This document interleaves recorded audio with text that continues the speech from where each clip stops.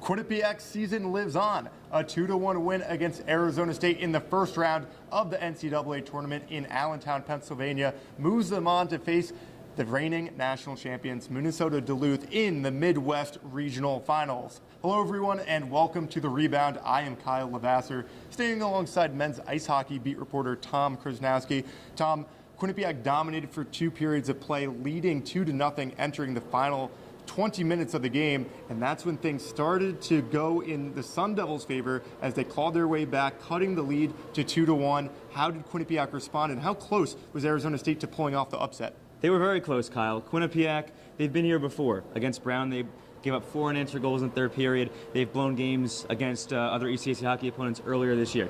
This time, they finished the job. Chase Prisky was there on the bench to offer support. He told the Bobcats that they need to just stick to their identity and do what they do best and not worry about the situation. Honestly, they really didn't do that. They had a power play to close out the game, and the only team that was getting shots on goal was Arizona State. So it really wasn't the best execution at the end of the game, but in the end, it goes down as a W, and the Bobcats will take it.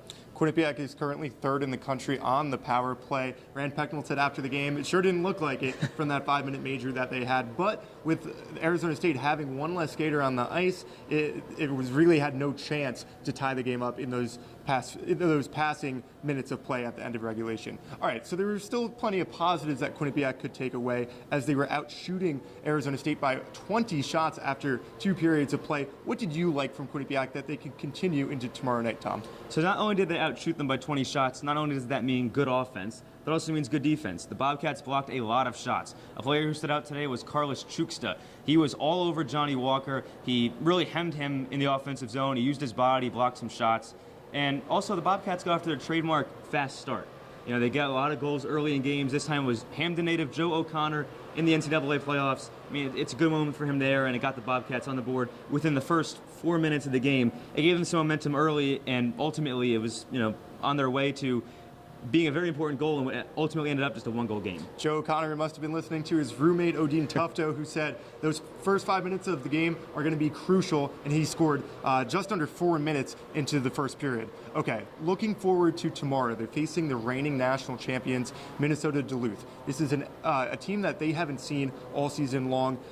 Duluth came back against Bowling Green earlier today, down 1-0. They end up winning it 2-1 in overtime. Tom, how do you think Quinnipiac is going to go into tomorrow? I think they're going to go into tomorrow with some confidence. They got the win. They're coming off on the heels of a disappointing loss against Brown, and they got the W today. That said, the number one thing that Quinnipiac has to work on is its consistency. They have to find a way to play a full 60 minutes. Sometimes they start off slow and they finish hot, other times the other way around. Tonight was one of those times. The consistency is key, and so is the power play. After the game, like you mentioned earlier, Rand Pecknold said it did not look like the number 3 power play out there. To score goals against a team like Minnesota-Duluth, who has one of the top 5 goalies in the nation, you're going to have to, really capitalize on those man advantage situations. Quinnipiac versus Minnesota-Duluth Sunday night here at the PPL Center, 6:30 p.m. You can follow Q30 Sports for coverage all night long. We'll be here tomorrow night. Quinnipiac trying to make it to their 3rd ever Frozen Four.